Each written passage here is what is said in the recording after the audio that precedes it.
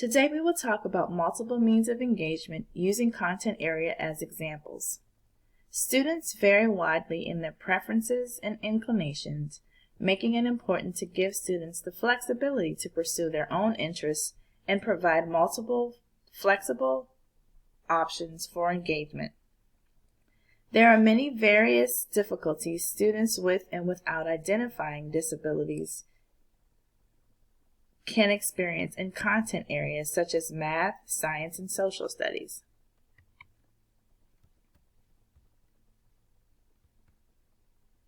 Student engagement is vital to success. In order to support effective networks, it is important to offer a choice of content and tools, provide adjustable levels of challenge, and offer a choice of learning context. This principle actually overlaps with both representation and with action and expression. Across the principles, students need to feel emotionally connected to the lesson. But just like other principles, UDL eliminates barriers to learning by deliberately and intentionally planning curriculum accessible to all students. So these guidelines and checkpoints should be used to guide plan decisions to help all learners succeed in your learning environment. The first guideline under multiple means of engagement calls for options for recruiting interest. Research shows that options in materials, tools, content, formats, etc., and all have been shown to increase student motivation and engagement. In turn, providing students with greater autonomy develops a sense of ownership and enhances students' learning. But giving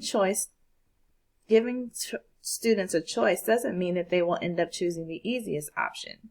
Any choice needs to be structured, yet providing the feeling of impression or freedom.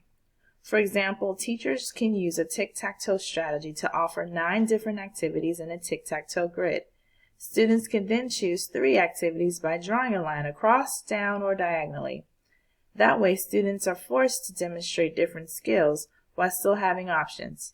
I'm sure you all understand how important it is to connect the content to real-life examples and relevant context. That's true for any subject area. When learning about math, students can get many different options of engaging with the concepts. Make sure to review the UDL Resources Wiki to learn about different tools to make math engaging. For example, a myriad of shapes and pattern blocks as well as geoboards, including those online exist. Geometry movies will not only offer options for representation, but also options for engagement and understanding some of the most important concepts and theorems of geometry. Graphing is a big part of math. Review the UDL Resources Wiki to learn about using some low-tech ideas like wiki sticks and dice to graph, as well as several software for interactive and dynamic graphing. There are also ways to create interactive graphs in such easily accessible programs as Excel. Many different manipulatives exist to support student learning about computation, fractions, and decimals. Chips, tiles, as well as online number navigators of visual fractions can make learning about fractions more exciting. Check out various calculator tools. You can surely find something that will allow students with all abilities and needs in your class. I have also included many more tools for learning about equation, word problems, money, and time. So please take your time to explore the UDL Resources Wiki. In science and social studies, using online resources will recruit interest. Virtual field trips can take you places where your students cannot physically go, while making these experiences more real than if the teacher just described them. Watch, Know, Learn is a wonderful resource for free educational videos. It can be searched by subject area, age, and classrooms. Hippocampus.org is another great resource for the free content videos. I also posted a couple of links where you can find many science and social studies web quests. In order to know what interests your students, you have to know them. What sports they play, what music they like, what talents they have. Ask them to write a letter explaining why they should be your favorite student. Don't forget to share a letter from you explaining why you should be their favorite teacher as an assignment example.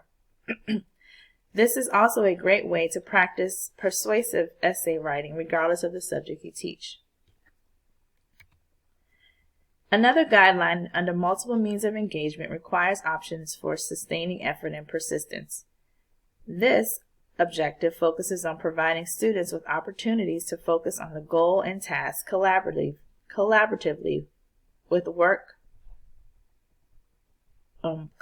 work with their peers and receive direct and supportive feedback as well as various levels of support. All of these efforts lead to more independence in student performance. And what better way to achieve independence besides scaffolding? This is where scaffolding in UDL classrooms can absolutely be achieved without technology. But this is also where technology can help provide different levels of support. A lot of flexibility in ways to engage students, supporting features, and feedback options are available in all programs I shared through our UDL Wiki resource wiki. I strongly encourage you to check out the virtual manipulatives as well as the interactive simulations. You can easily customize math and science assignments based on individual learner needs using these online resources.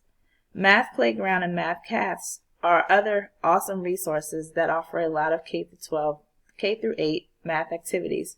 Make sure to explore MathCasts.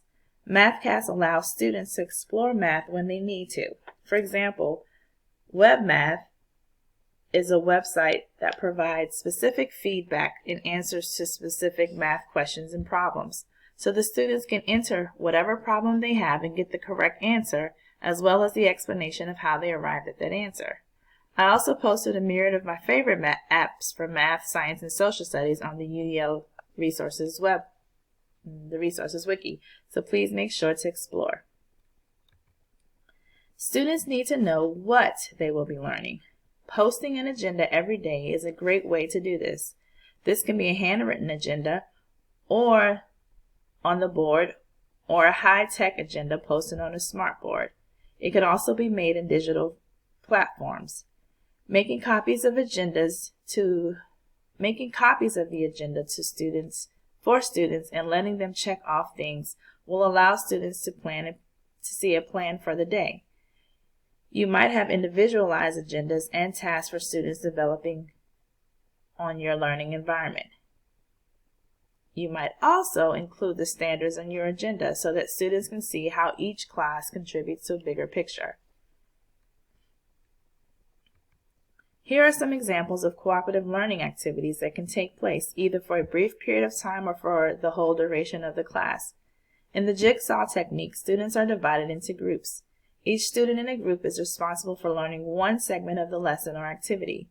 Students from each jigsaw group then join the expert groups with all the other students responsible for the same segment. Eventually, students go back to their jigsaw group and share their expertise.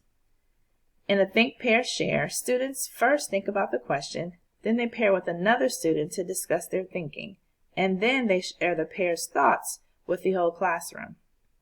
However, all these cooperative activities cannot just be introduced out of the blue. These 5 elements of cooperative learning need to be taught and modeled for the students. In addition to options for expression format, students might also benefit from having options to work collaboratively on projects, including science and social studies. Using strategies like think, pair, share, speed dating formats, or asking students to pick a colored popsicle stick, marble, and index card to get into a group with the same color are no-tech strategies. There are ways to synchronously create documents online as well as using online bulletin boards. All of these tools offer web-based word processing, allow saving and exporting the documents in many formats, as well as observing how the document evolved. I'm sure you all have used Google Docs, but there are some additional tools as well. Now, what if the students who physically cannot use a microscope? What if there are students who physically cannot use a microscope? You can easily use any of these digital tools. These will work great for students with physical disabilities, as well as anyone who cannot stay still long enough to be able to use a real microscope. In social studies, you can similarly use talking globes. Also, you would think that the Digital Frog educational software was designed having in mind students who cannot dissect a frog due to physical or sensory challenges. However, they call themselves savers of frogs, so again, anyone can benefit. UDL Science Writer is another great tool developed by CAS that is designed with UDL principles in mind and provides numerous scaffolding strategies for science report writing. And even if you don't teach science, share it with your colleagues who do. It is absolutely free. Self-regulation is an important component of UDL. When you establish the expectation of the learning environment, students are more successful in achieving those expectations. You can use various checklists, guides, prompts, reminders, and rubrics. You can use such self-regulated learning strategies as goal setting, self-talk, self-monitoring, where students are reminded of appropriate behaviors of self-reflection. Copying skills and strategies can be modeled by the teacher or explored through social stories.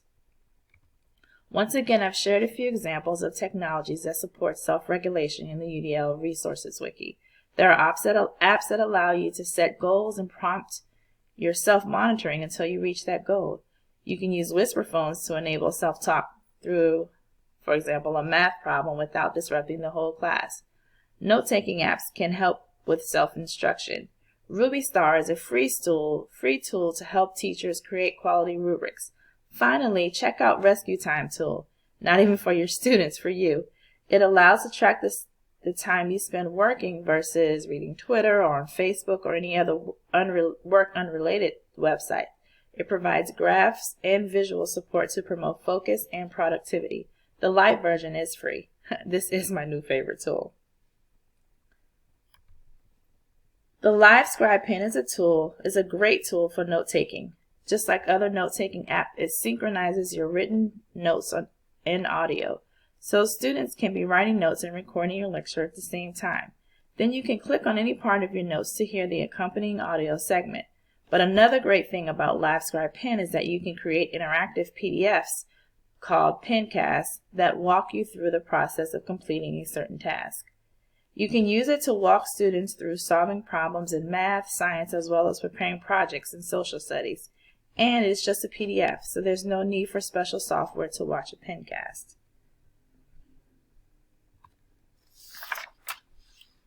Having students check off items on the agenda as well as asking them to complete a self-reflection after learning each standard is a concrete strategy to help options for self-regulation. There is a great movement towards teaching students relaxation techniques or mindfulness. Some of you have shared your experiences with that. You can incorporate that into your lessons or set up an area of the classroom with stress balls or other manipulatives that students can use when they get frustrated. Zentangle is a therapeutic doodling activity that helps students to relax.